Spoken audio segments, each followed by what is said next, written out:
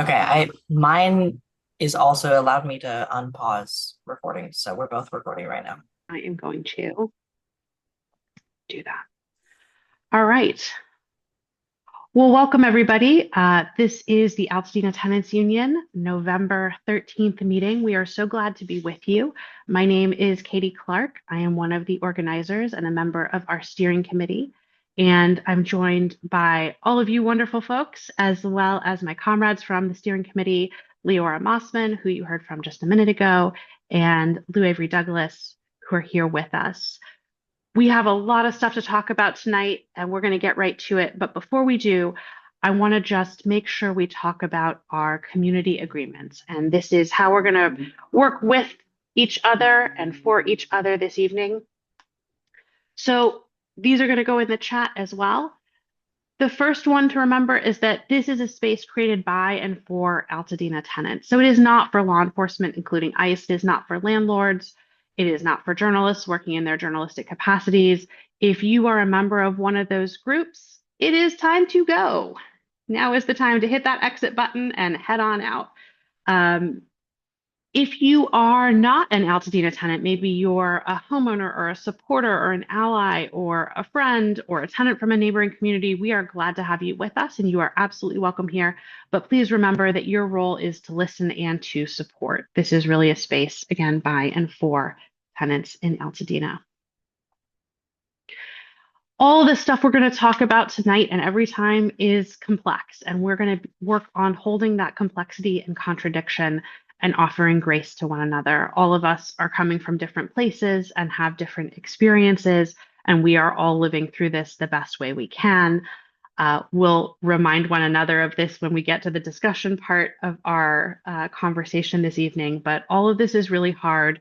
There is no one right answer, but we know that our solidarity with one another is what's going to help bring us through. And to that end, we are building relationships in service of liberation. We're here doing this because we believe that everybody absolutely has the right to safe, stable, accessible, and supportive housing in a community that values and supports them. That means you. That is absolutely what you deserve. It is what I deserve. It is what all of our neighbors deserve. And that is the future that we're working towards. We are working towards an Altadena that supports everyone and where everyone can thrive. None of us know everything. Together, we know a lot. So we are going to pool our collective wisdom in an attempt to get closer to solutions for all of us. And as part of that, we're going to make sure that we are able to listen to one another. We're in a shared space. We're working in multiple languages. We can only hear one person at a time. And so we encourage everyone to speak and most importantly, to listen actively, and if you are going to speak, to keep that speaking concise so that more voices can be heard. And with that, I'm going to take my own advice and stop speaking and hand it back to Leora. Um, our evening tonight is going to have basically four parts. So Leora is going to talk us through some really important information on remediation, particularly for standing structure tenants in Altadena, so people whose homes did survive the fire. This is information that's especially relevant for you. We're going to talk about the Edison compensation plan and how particularly that applies to tenants. We're going to welcome our friend and neighbor, Andrew King, who has created a really cool calculator that will allow you to figure out what some of that might look like in your specific circumstance. And Andrew's going to talk about how to use that tool. And then we're going to save as much time as we can, hopefully about 45 minutes, for open discussion, Q&A. We're going to talk about how to find an attorney, and we're going to volunteer some suggestions of people that we have worked with or that people we know have worked with, and we'll talk a little bit about that. But that's the basic structure of our evening. We are, again, because we're recording this portion and because we value your privacy and keeping your information as private as it can be, you're welcome to do whatever you want to do in the chat, but we're going to ask that we hold all of our oral questions and our oral discussions for the second half of the meeting when we stop recording, and then we can have a free and open discussion at that point. Does that sound good? Okay, rad. I am going to hand it over to Leora to talk a little bit about remediation. Awesome. Thank you so much. Do you still have the slides? I got them. Perfect. Thank you so much. Okay, cool. So like Katie said, we recognize that this piece of the meeting might not be relevant for everyone, as this is mostly for renters who still have standing structures. So we're going to try to get through this super quickly. We do just want to touch on it because there are some deadlines that are important for folks to know about. And if anybody has connections to tenants who are currently living in Altadena or trying to get back to Altadena, this information might be really critical for them. So please pass it on if you do know folks. Basically, what I'm going to go over really quickly is what's going on, how did we get here, tenants' rights according to the law, and some new provisions that have come into play recently, what is actually happening despite those provisions existing, and then resources and toolkits that we have created to help tenants try to get remediation.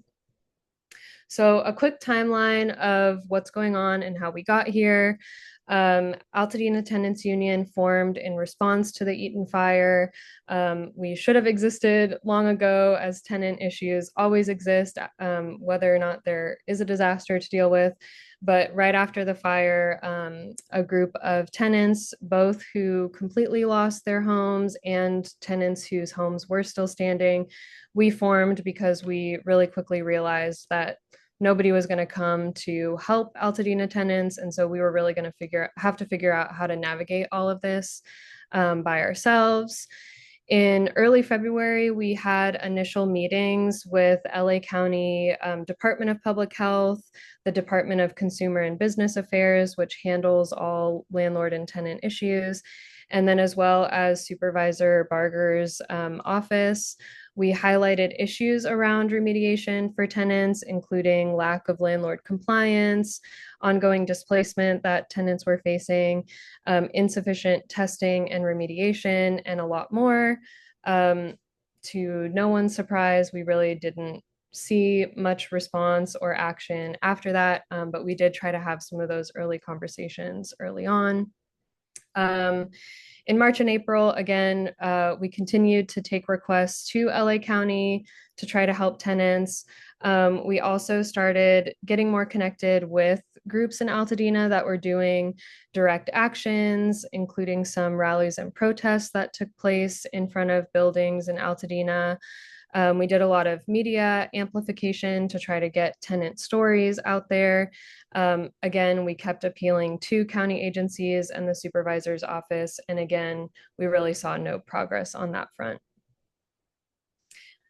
So in May, we filed a writ of mandamus suit against the LA County Department of Public Health to compel them to enforce existing law.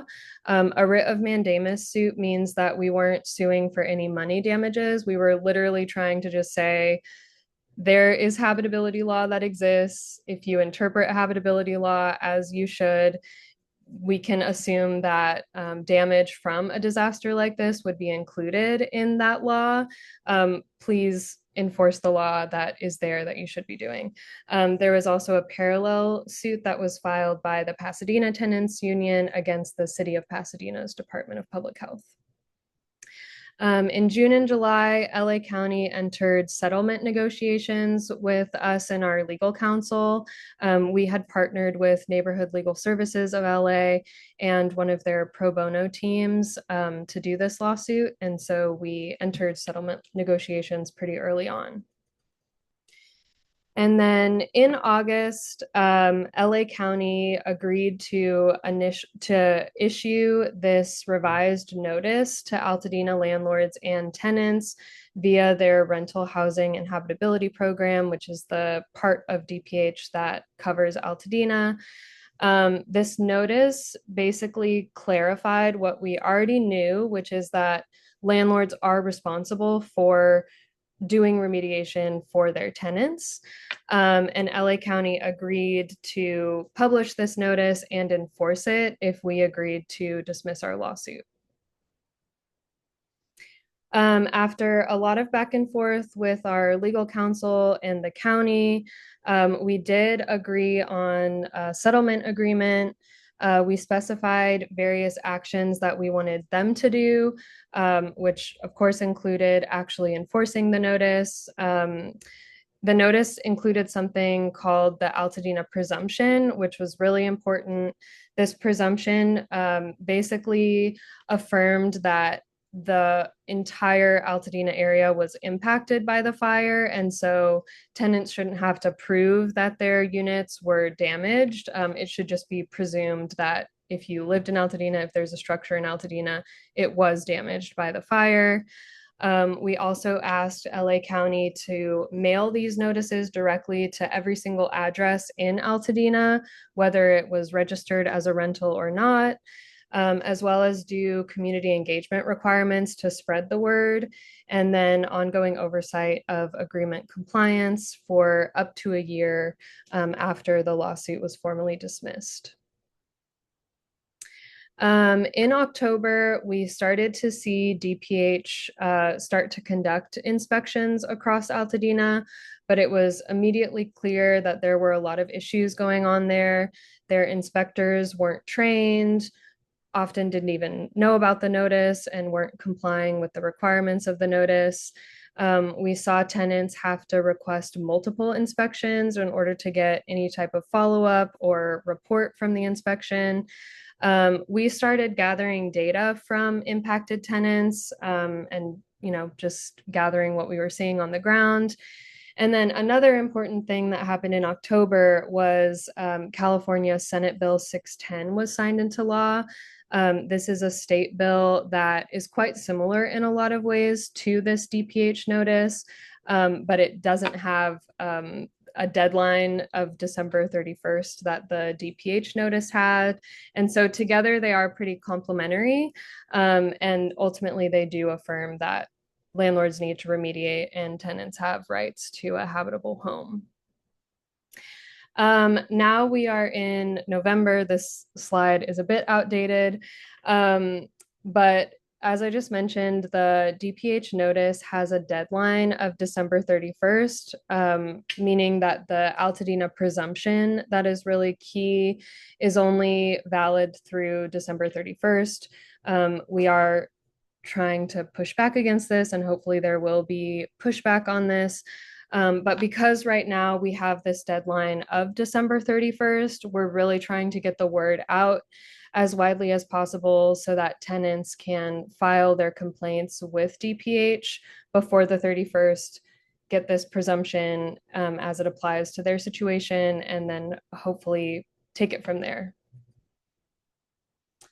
Okay, so in summary, we have the DPH notice and SB 610. Here are the tenant rights under those two provisions.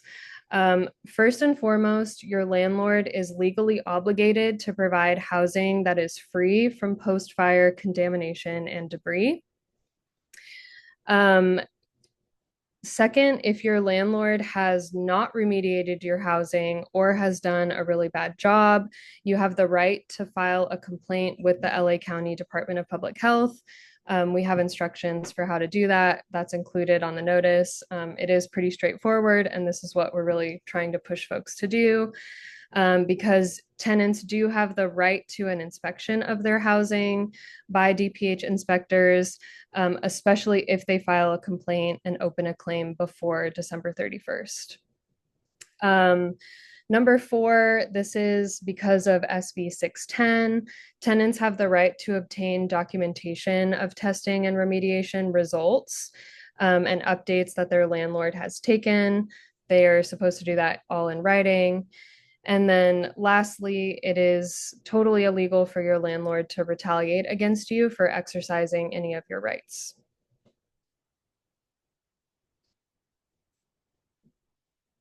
Okay, so we are almost to the end of this part. I'm just going to breeze through the actual steps. How you actually file a complaint is by reaching out to the Department of Public Health, their rental housing habitability program.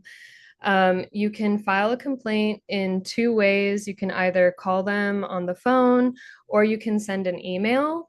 DPH does have an online portal that they allow people to submit complaints on as well. That portal was not included in the notice for how Altadena tenants should file a complaint. So we do recommend either calling them or sending the email. But we have heard of complaints getting through to them from the portal as well. But these are the two official ways you can complain that were published on the notice. And then we're also, this is an extra step, this is just for us, but we would really like to know what the result of your filing a complaint is.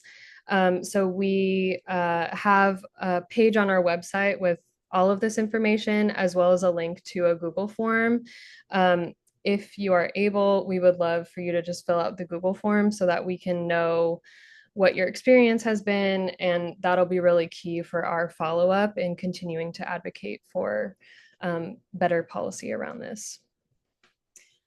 Okay, the reality of the situation on the ground. We really want to touch base on this because I think as people who have all lived through this disaster together, it can be really difficult to be given all these information and resources about avenues you should take. And then your lived experience of it is that none of it is really working out. So we, as Altadena Tenants Union, do not want to do that to tenants. So as much as we are getting this information out and really encouraging people to take these steps, at the same time, we are aware that LA County is not doing any of this because they actually care. They're doing this because we sued them and they have to do it. Even though this notice was published, nothing is going into effect automatically. This whole process still relies on a tenant filing a complaint in order to trigger the whole inspection process. Again, even after an inspection has been requested, sometimes they're really bad or insufficient. We know that the inspectors are often bypassing critical building systems like the HVAC systems or attics. Nothing is moving rapidly. There's no requirement in either the notice or SB 610 for post remediation testing or clearance. For those of you who may have already gone through the remediation process, we know that that is not necessarily the end all be all and doesn't fix all the problems. And then also we know that when this notice expires, it's likely to become more difficult to get inspections. The county may continue to honor or enforce it, but we're really not holding our breath. So again, we are putting all this information out there. We are encouraging tenants to do this, to just kind of see what happens, but we know that this is likely not an answer. And so we do just want to, communicate that as we share all of this information. The thing that we have been continuing to remind ourselves to keep ourselves going is that any complaint, inspection, or remediation is better than nothing. We want every Altadena tenant to file a complaint or open a case if their landlord hasn't complied with the law. We're kind of, taking all avenues to see what works. Yeah. So our two simultaneous goals right now are to push the county to extend the deadline past December 31st. The 31st deadline is really ridiculous. We knew that from the outset. So we are going to continue pushing them to extend that. But at the same time, we are going to keep supporting as many tenants as possible to file complaints before then.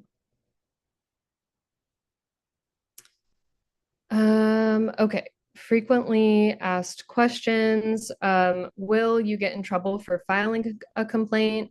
No, the job of DPH is to make sure that your home is safe to live in. The point of them having this program is for folks to complain. It's against the law for your landlord to retaliate against you. We know that landlords do not follow the law. So if you are being retaliated against, know that that is against the law and let us know so that we can try to support you and advocate with you. Yeah, you shouldn't be facing retaliation, but we know that landlords retaliate all the time. So we're here to support so that you can hopefully take the steps that you would like to take and get the response that you need. I to move this forward, I'm not going to cover all of these FAQs, but we do have a whole remediation page on our website that we'll link to that has all of the FAQs, as well as all of this information. These are our 3 resources that we're pointing tenants to who need remediation. So we have an ATU tenants guide. We have a template letter for folks who would like to send an initial demand letter to their landlord about this. And again, we're here to help tenants who are interested in doing this to do it. So please feel free to reach out and we will do our very best to give you the support that you need. And with that, I'm going to drink some water and pass it back over to Katie. All right. Thank you so much, Leora. It's a lot of information. It's complicated. Again, all of this does live on our website, and we are recording this bit, including these slides are on the website, so you can go back and look at them anytime. If you take anything away, it's that your landlord has to remediate. Your home has to be safe to live in. We want to help you get that done. So thank you so much for walking us through that. I want to move into the second part of our conversation for this evening. And before I do that, I want to just invite Andrew. Andrew, if you want to come off mute for a second and say hi and introduce yourself. I'm going to go through some compensation plan stuff, but I just want to make sure folks know you're here with us this evening. Yeah. Hi, everyone. Andrew King. I'm actually in my car outside the Boys and Girls Club. I was just finishing up a meeting with the director there. I am an Altadena resident. I lost my home in the fire, but I was a homeowner. But I do a lot of work in the recovery space, and we're going to be talking about the Southern California Edison Compensation Plan. And one of the things that I did, both for myself and my neighbors, is to really deeply read the protocol draft that they released and then created a tool to make sure that when residents were trying to figure out whether or not this compensation plan made sense to them, that they had a way to make sense of all the numbers and their situations. And so I'll let Katie kind of take the lead here, and then I'll be happy to share the tool. Great. Thanks so much. So yeah, we're going to talk first a little bit about what Edison's plan is and how it works specifically for tenants. And then Andrew is going to walk us through his tool and how to use it so that after we finish up today, you can do that with your specific information. So let's dive in. All right, so as all of you know, recently, within the last several weeks, Southern California Edison has released their compensation settlement plan. This is basically their admission of liability, saying, yep, sorry, we burned your town down. We know a ton of you are planning to sue us, and we would rather that you did not do that. And so please take some money instead. And this is their version of that. So what I want to do tonight is talk about specifically from the vantage point of tenants. How does the plan work? Like, how is it structured? If you've tried to read about it, you may have found that your eyes glaze over very rapidly. That has certainly been my experience. So what is the plan? How does it work? What kind of compensation is available to us as tenants? What are some of the pros and cons? Is this a good idea?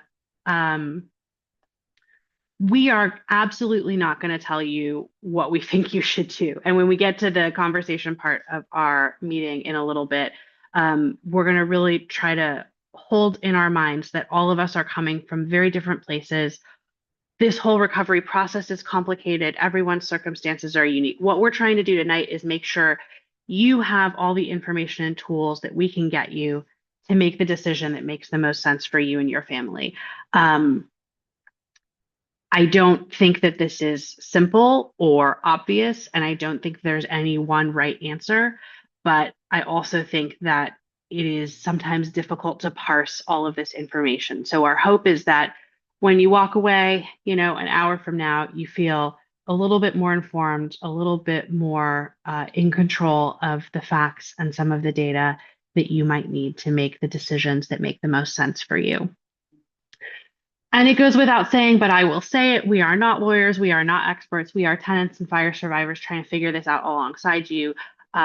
Please don't sue us. I mean, you can, but like we have no stuff. So it will matter not at all. You can have my 3 shirts from Target if you want them. Um, After we go through all this information, like, do please make sure you run your own numbers. There's a lot of good reporting out there that's on this as well, especially from LAist. Um, the folks at LAist have been doing really, really good on the ground journalism, not just reporting out what Edison says, but really pushing hard on some of the information and doing a deep dive into that. So we encourage you to check out that. And as always, we are here to help. So if you want to come back and ask us questions, we will do our best to figure it out with you. So let's talk a little bit about how Edison's compensation offer works. So first of all, who does it apply to? To whom does it apply? Where is it valid? It is valid in what they're calling eligibility area zones 1 and 2. And as you look at this map, you can tell that zone 1 is basically the burn scar. So it's pretty much the active border of the fire. And zone 2 is sort of the rest of Altadena. It does extend a little further east than just Altadena. So it wraps in parts of Pasadena, Sierra Madre. And, for most of us in Altadena, we will absolutely be included in either zone 1 or zone 2. And so as long as you are within that eligibility area, this is something that is applicable to you. They are doing this by property. So they're interested in what your specific property was on what specific parcel. And we can talk more about all of that later. But basically, residential properties within zones 1 and 2 they could have burned completely. They could have been damaged. They could have experienced smoke, soot, and ash. Any of those conditions are eligible. And this is an offer that is available to homeowners, to landlords, to tenants, and to commercial property owners. Tonight, we are only going to be talking about tenants. There's a whole bunch of other complicated pieces of this if you are a homeowner or a business owner. But tonight, we're going to do what it says on the tin and talk about tenants. So you are an eligible tenant if you are within the eligibility area and you had basically a lease or you were actively renting a home on or before January 7th, 2025. And that needed to be a lease that was longer than 30 days. So if you were like staying in an Airbnb for 2 weeks, that doesn't count. If you signed a lease on January 1st that was for the full year and then your house burned down 7 days later, you would absolutely be eligible. As well as people who had death or injury claims sustained in zone 1 or 2. So if you were a tenant maybe who lived further down in Pasadena outside of zone 2, but you sustained an injury during that January 7th to January 15th period within the eligibility area, then you would potentially be able to file a claim as well. Okay, so how does all of this work? So basically, Edison has this online portal and they want to have you put a whole bunch of information in there.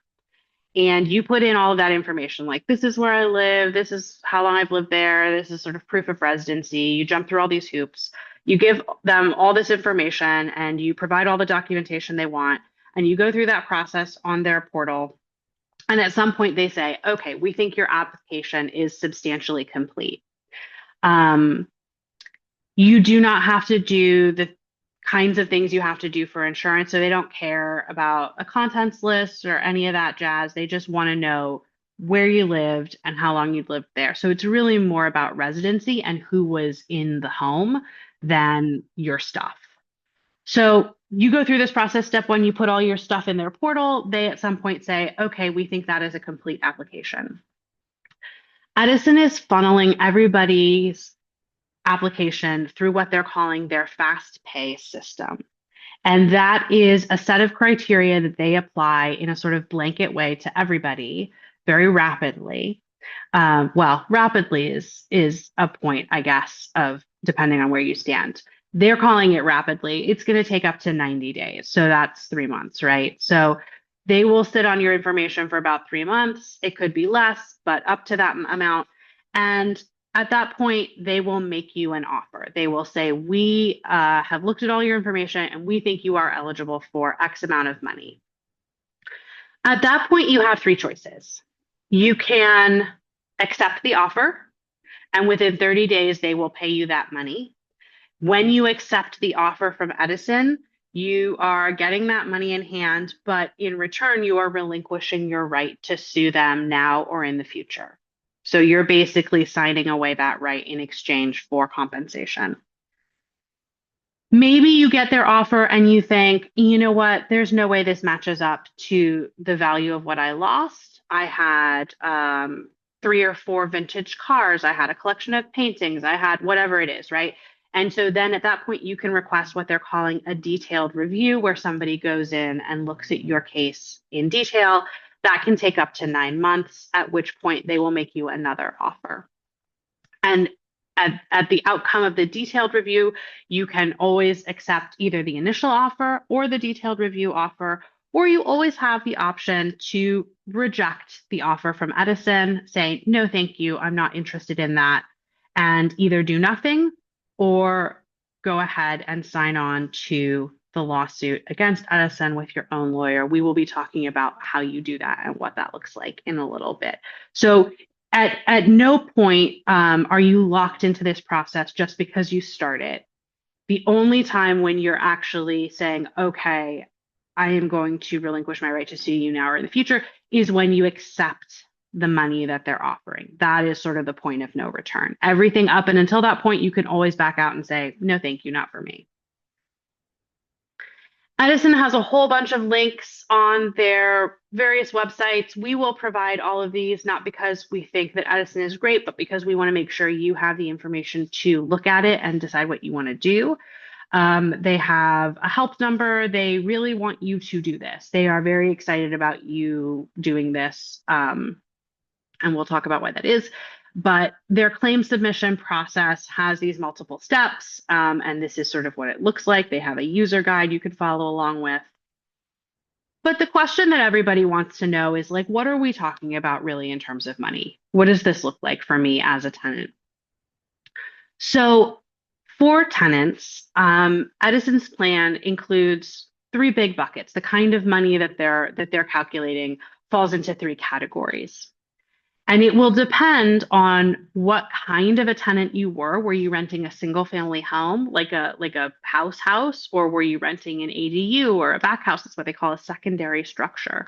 Or maybe you were renting an apartment or a condo or a duplex. And so all of these things sort of impact the way the math works. How many people were in your home, what they call your claimant group, and what kind of insurance coverage did you have? So and we'll do some math in a minute to walk through some of these examples, but those 3 big categories of compensation are economic, non-economic, and what Edison is calling their direct claim premium. So your economic compensation is all of the material costs, right? If your house burned down, it's all of your stuff. It is loss of use. It is business disruption or physical injury, anything that has a sort of material number that you can assign to it. If you had insurance and you have been dealing with them, insurance is very interested in these economic losses. And if you didn't have insurance, Edison says, well, that's okay. That's why we're offering you this. It'll totally solve your problems. That's bucket number 1, economic losses. Bucket number 2 is non-economic losses. This is what you might have heard called like pain and suffering. This is trauma. This is all the emotional disruption, how messed up your life is, how the fact that 10 months later, all of us are still dealing with this. Edison said, we can put a number on that, and that will depend on where you lived and what kind of house you rented, because apparently if you rented an apartment, you have less of that than if you rented a home. So that's good to know. But your non-economic losses are quantified with a fixed number.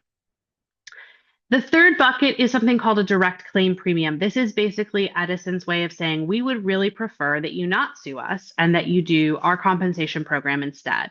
And if you agree to do it, we will give you a little bonus. And that is this. That is what they're calling their direct claim premium. They are also offering 10% attorney's fees if you have an attorney that you're working with, or if an attorney handles this process for you, they are willing to tack on 10% to basically try to offset some of those fees. So they're saying, hey, don't worry, even if you already have an attorney, you can still do this. It's a really good deal. So what does this actually look like for different kinds of tenants? And this is where, Andrew, if I'm getting this wrong, I hope you'll jump in and correct me. I did my best. So a lot of this depends on how many people were in the home, what kind of a house you were renting, what kind of experience you had in the fire. Were you a total loss survivor? Did you lose your home completely? Was there substantial damage? Or are you a standing structure person with smoke, soot, and ash? The most generous compensation is for tenants who had single family homes that were total loss. That is, not surprisingly, all of the examples that Edison likes to do for tenants are exactly this configuration, because this is by far the most well compensated category of people.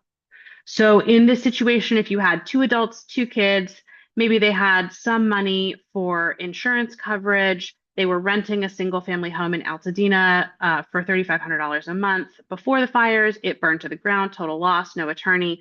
This is how their math would work out. And I'm not going to go through all of this, but all of these things are variables. And when we talk about how Andrew's calculator works, it's to figure out exactly this kind of math. So you don't have to do this on your own, because this is complicated.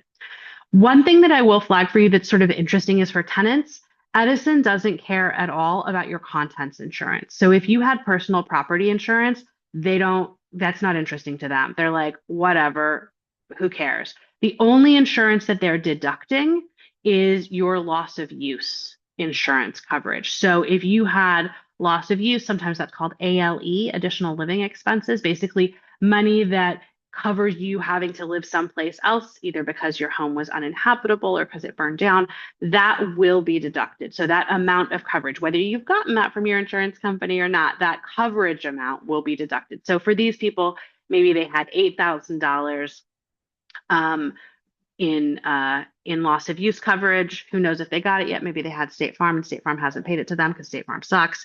But that 8,000 gets deducted, and they end up with this big giant number that seems like so much money, because it is. $582,500 is a shit ton of money. And Edison is hoping that all of us who are tenants think, oh, I too am going to be in exactly this situation. This is a pretty good deal for me. But this is not the same deal for everybody. So what if you are not a single family home renter? What if, like a lot of our Altadena neighbors, you were renting an ADU or a back house, something that was not qualified as the primary structure on a parcel? Well, all of a sudden your numbers go way down.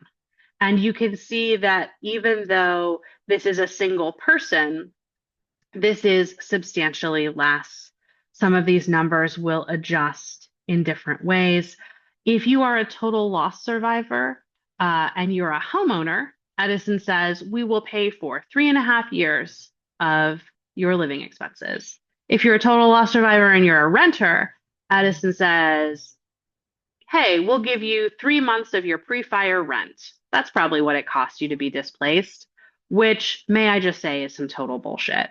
So in this situation, I didn't fix this math correctly in my little square, but I did fix it in this math.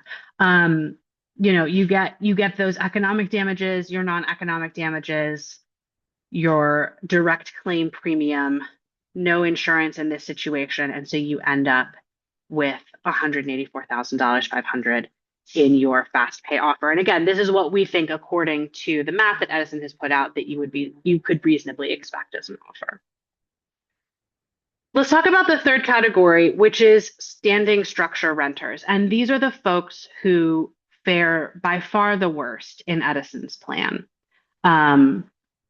The economic damages, the non-economic damages, the direct claim premium, you can already see that all of those are dramatically lower in this category than for total loss survivors. Doesn't matter if you were displaced for months at a time, doesn't matter if you're still not back in your home. They don't give a shit. They said, nope, if you are not in this category and your building is still standing, this is what we're willing to do. It's also really important to note that there are no transition expenses for standing structure renters. So even if you've been displaced this whole time, doesn't matter. You don't even get those 3 months of rent.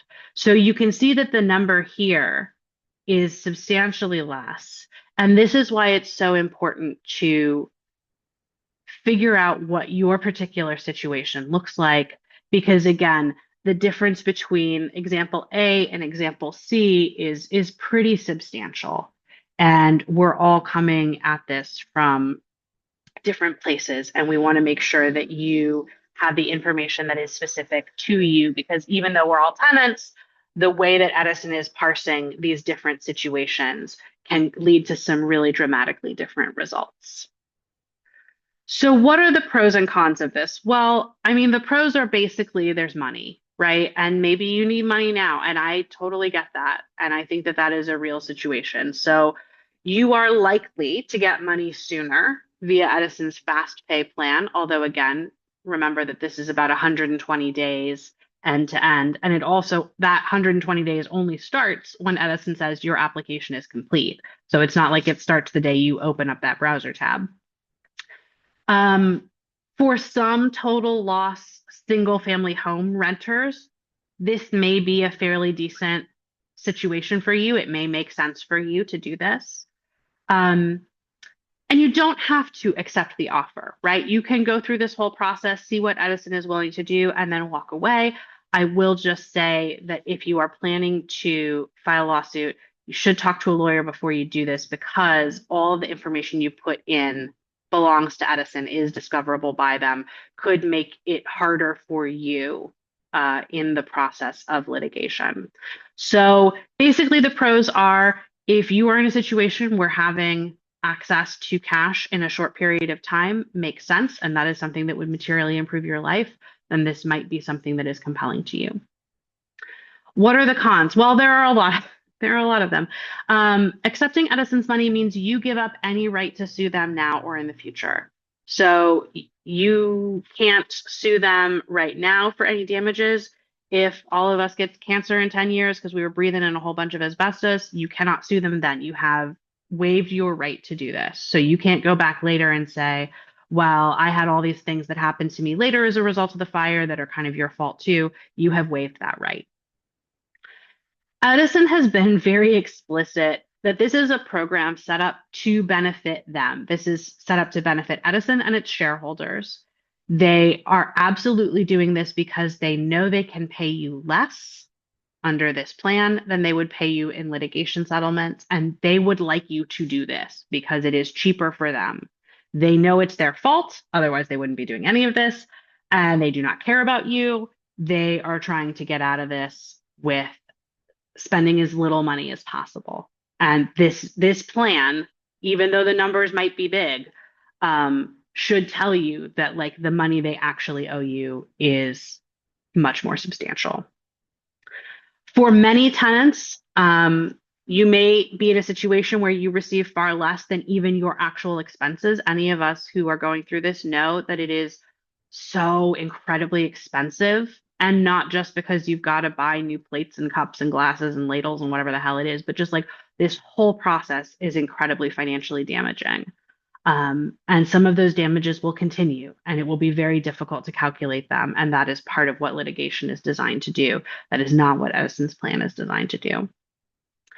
And this is just my personal opinion, but if you are a surviving structure renter and you can wait, you can hang in there and file a lawsuit, I would really encourage you to do it, because under Edison's plan, you get absolutely hosed. Like the way that standing structure renters are treated under this is ridiculous. Even if your place didn't burn down, you know that you were out of there for a long time, you were displaced, you probably had to get rid of all your shit, you had to deal with all of the remediation hassle, you may still not be back in your place, but all of the numbers reflect none of that, and it's absolutely ridiculous.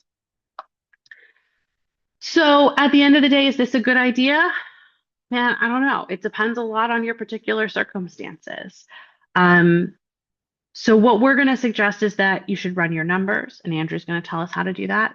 You should talk to a lawyer or two, and in the discussion part of our meeting, we're going to talk about who those people might be that you could talk to. And you should absolutely take your time if you can. Again, if you have financial pressures that are real, totally understand that that might be a rationale for moving forward more rapidly. But if you can, take some time. This offer is available until November of 2026. Edison very much wants to hustle you into a quick decision. That is in their best interest. Um, so again, all of this is complicated and everybody's situation is different, but that's a sort of 30,000-foot view of how this all works. Hopefully, I haven't gotten any of that too terribly wrong, but I'm going to hand it to Andrew at this point, and he can tell me if I've if I've wildly misstated anything. No, you did great. All right. Do you want me to jump into the tool? Yeah, let's jump into it and talk about how to use it. Do you want me to put it up on the screen? No, I'm gonna send a share request. Okay, you got it. Right. Oh, wait. Let me try this again.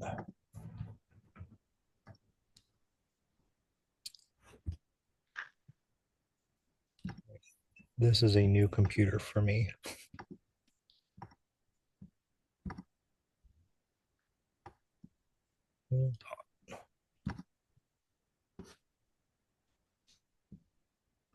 I'm gonna have to log out and log back in. Is that okay?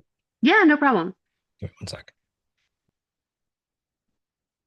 All right. Well, while we're waiting for Andrew to do that, I did just want to flag that if you are at this point feeling stressed out and overwhelmed and like, oh my God, I don't know what I'm going to do with all this information, and I didn't write any of it down, do not worry. We are going to send out a follow-up email with all of this information, all of the links, Andrew's tool, all of our slides, this recording. We'll put all of that on our website. So again, you don't have to like even understand all of this now. You don't have to process all of this now. We just want you to start having access to this information, and we will send it all to you probably multiple times. So there's no rush. You will have plenty of time to think about it because that's what we all want to spend our weekends doing, our downtime. We want to say, how do I calculate my financial loss and liability? How could I possibly quantify that? And we all have to become experts in all of this insane stuff that we never had to be experts in before. So that's a cool thing that we're getting to do. All right. Andrew, you should be able to share, hopefully. There we go. Fantastic. Okay, you can all see this? We can. Perfect. All right, everyone. I'm gonna go over this fairly generally because a lot of this is designed for you to be able to have directions to explain how this works. But the first thing that you're going to have to do is we're going to share this link with you, and you're going to have to make a copy of this document for yourself.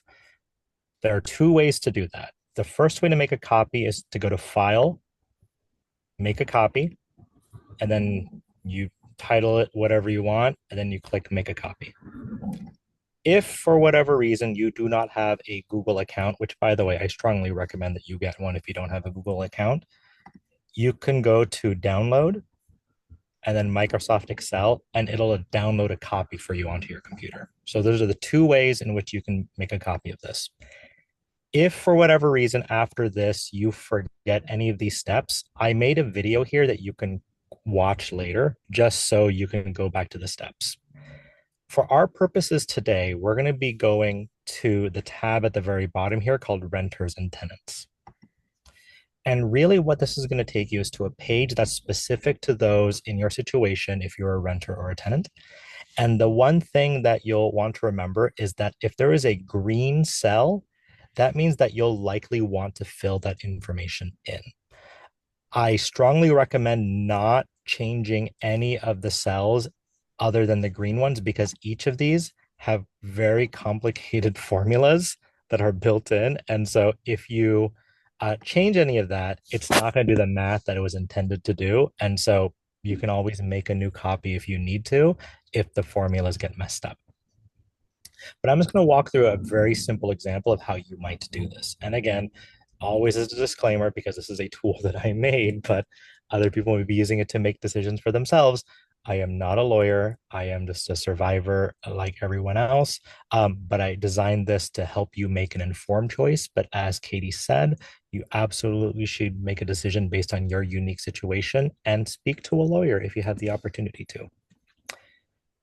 The first thing you're going to have to do here is to make a decision about which of these types of criteria apply to you. If you're living in a primary residence, if you're living in an apartment, condo, or duplex, a secondary structure like an ADU, if there was major damage or minor damage or some damage.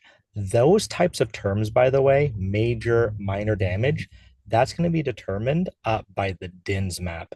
And the DINS map is a place that you can go, and I should link that here, but if it's not here, you can actually find that on this tab. And the DINS map will be somewhere. Well, I'll find it later. In any case, let's say you do have a destroyed primary structure. You would also list here whatever your pre-fire rent was. So let's say it was $37.50. You'll already see that some things are already being calculated here for you automatically. If you had personal property coverage, Katie, on average, renters' personal property coverage max, what might that be on average? I mean, 91% of renters in Altadena didn't have renters insurance, but I mean, it's not going to be a huge amount. I think you could put in like 25. 25, and that would be better than a lot of folks. Got it. And do people generally get those paid out? TBD, man. I haven't gotten a single dime yet, but Yeah, so I know that's the same. Yeah, no. Yeah, so let's say it's $0 at this point. Yeah. And loss of use max generally? I mean, I actually don't have loss of use, is my A understanding. lot of tenants don't have loss of use. I think you could put in like 5, and that would be pretty average. And let's say by this time, that's probably been exhausted already. Yeah, that's right. If you had 2 adults in your residence, you can put 2 there. If there were any children, let's say you had 1. If you had any injuries, you can file that here. Let's say there was 1 injury. Let's say you got burned as part of the fire as you were escaping. And for our purposes, we're going to put 0 for number of decedents, because when you do put any number here, 1, if you did have a decedent, I am very sorry for your loss. But that also dramatically changes the calculations here, because there's some very big numbers that Southern California Edison is putting out if there's a decedent. Other information that you might have to include is if you're living in a primary structure, you do have to put in some of this information, because this does get calculated, I believe, in some other cells. So let's say you're living in a 1,200 square foot home. And let's say the pre-fire value of that was, let's say 800,000. But say after the fire, it's 400,000 because it's a shell of some kind. I should also note that if you're making best guesses on home values here, I don't know what Southern California Edison is going to say about the actual value that they're going to use for your compensation plan.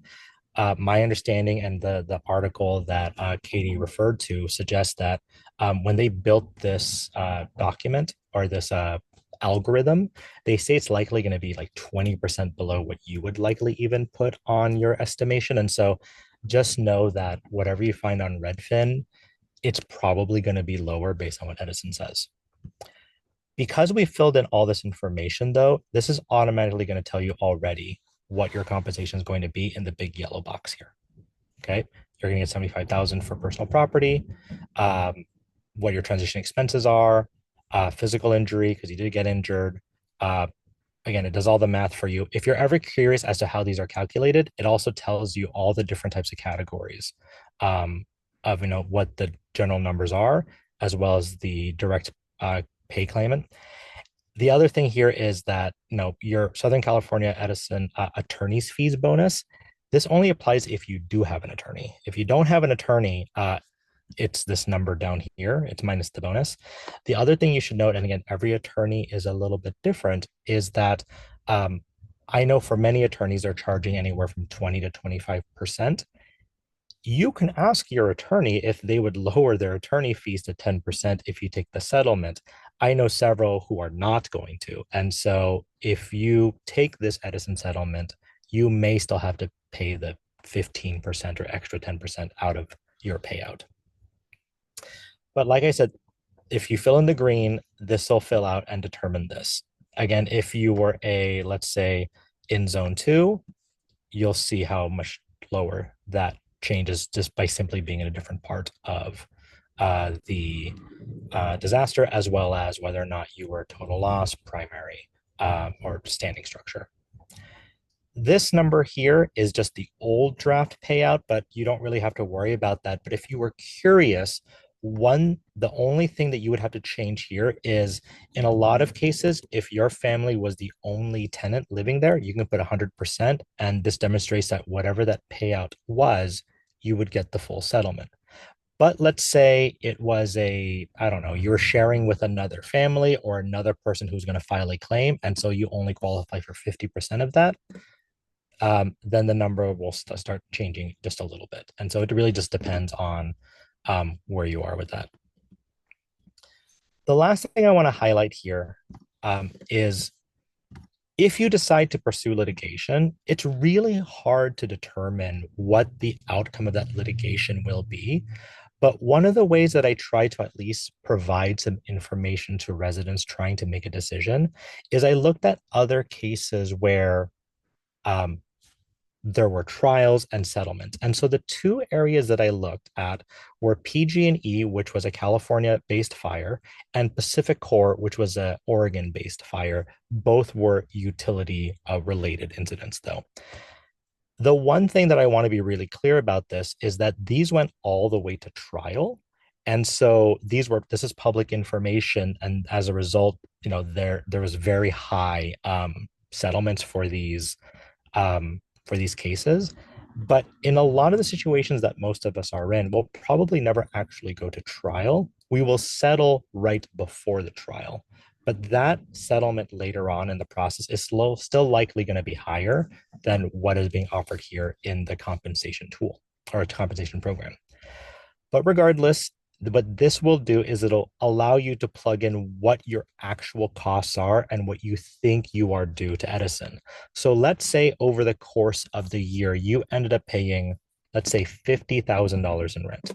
You would write that there and you're going to say, Edison, that's what I'm due. You're also going to say that maybe my insurance policy is only $25,000, but I lost. I actually lost $300,000 worth of stuff because, as Katie said, maybe that you had a collector's car or you had something else. And if your insurance hasn't paid out anything to you, then you are owed that full $300,000. If, by the way, you did receive that $25,000 from your insurance, you would just subtract that from here because you're not allowed to double dip. You can't have your insurance get doubled by your settlement. In terms of loss of use coverage or rental assistance, this might be some other type of cost. So let's say that's another $15,000 there. If you were physically injured and you were unable to work for a while, you could put lost wages and say that was a total of $15,000 in lost wages. No death in this scenario. But let's say that physical injury was very traumatizing for you. So on a conservative end, you could say that's $25,000 per person, but let's say it was pretty traumatic for you. Let's say you think after you talk to everyone else and you were unable to go to birthday parties and weddings, that you think you are due $100,000. And let's say because the loss of your home, whether it was totally lost or it was damaged and you couldn't live in it for some time, that also feels pretty compelling that you are due something. So you might say, I also be due like $200,000 as a result of all of that. You can now see that the damages that you feel like you're due are $675,000.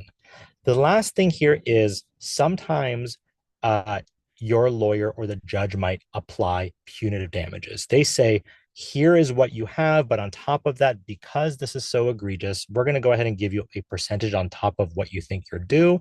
So let's just say 5% on top of that. And because in most cases, if you have an attorney, they will go ahead and ask for their attorney fees to be baked into your settlement, but 25% there.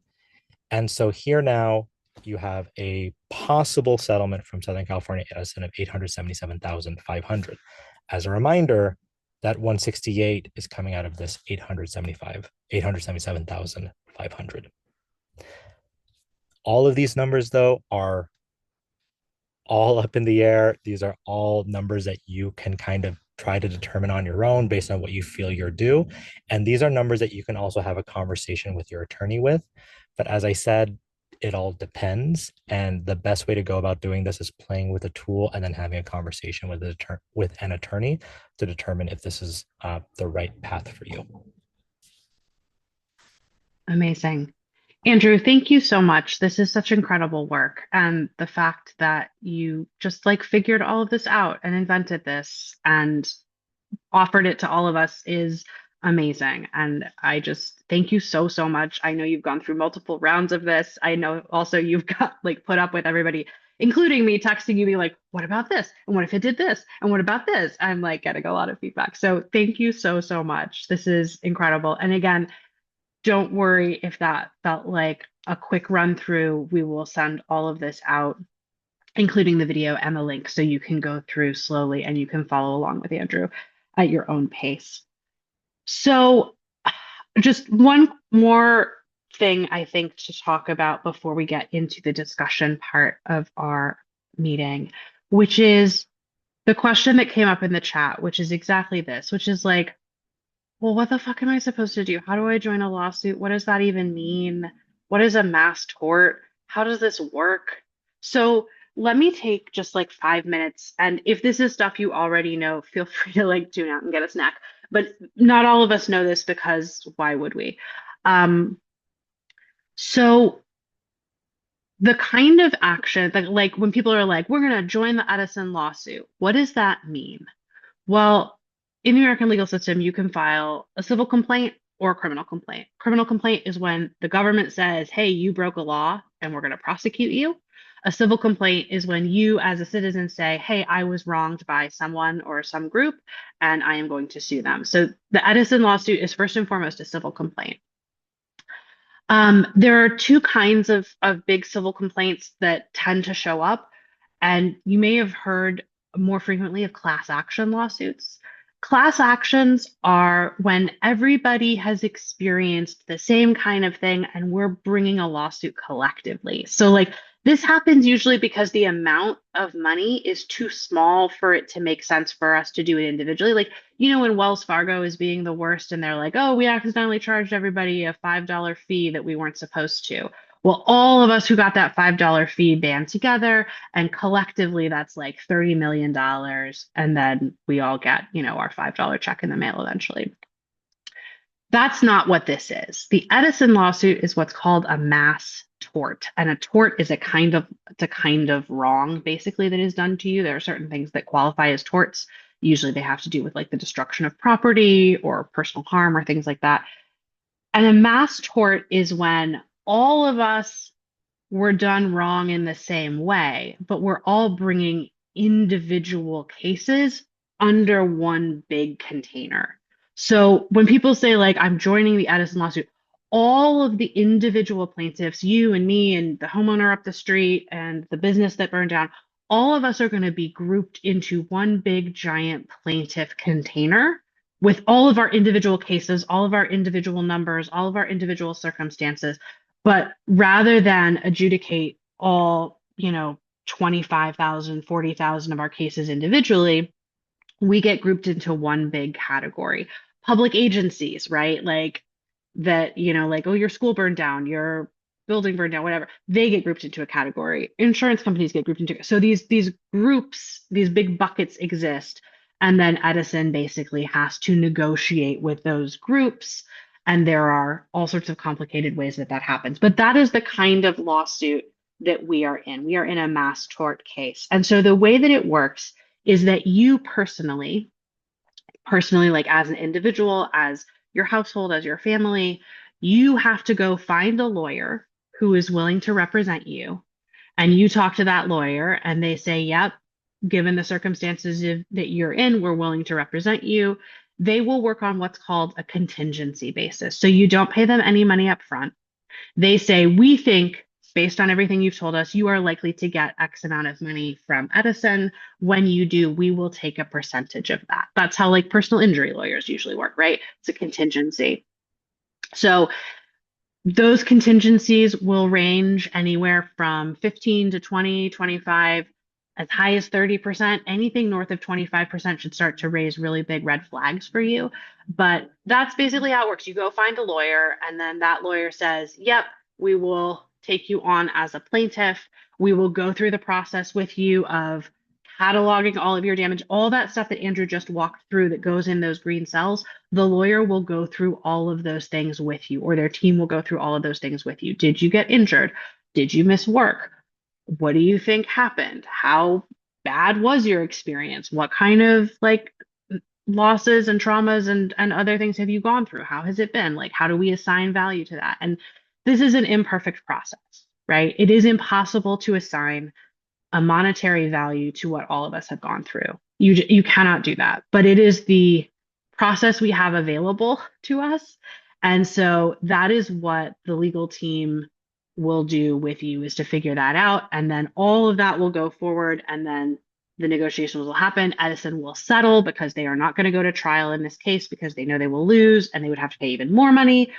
So they will settle, and then you will get paid out whatever that amount of money is. That's basically how it works. And if that felt like really reductive and obvious to you, again, I apologize. But it is kind of like a weird, confusing thing. And it also is insane that we are all learning how to do this. So at this point, I am going to pause the recording so that we can have a discussion. We're going to talk about who are some law firms that we know are representing tenants. How are you feeling? How is it going? So I'm going to press pause on the recording, but thank you for bearing with us. Thank you for hanging in there. I know that was a lot of information. Hopefully you're still feeling okay. But let me just push pause here.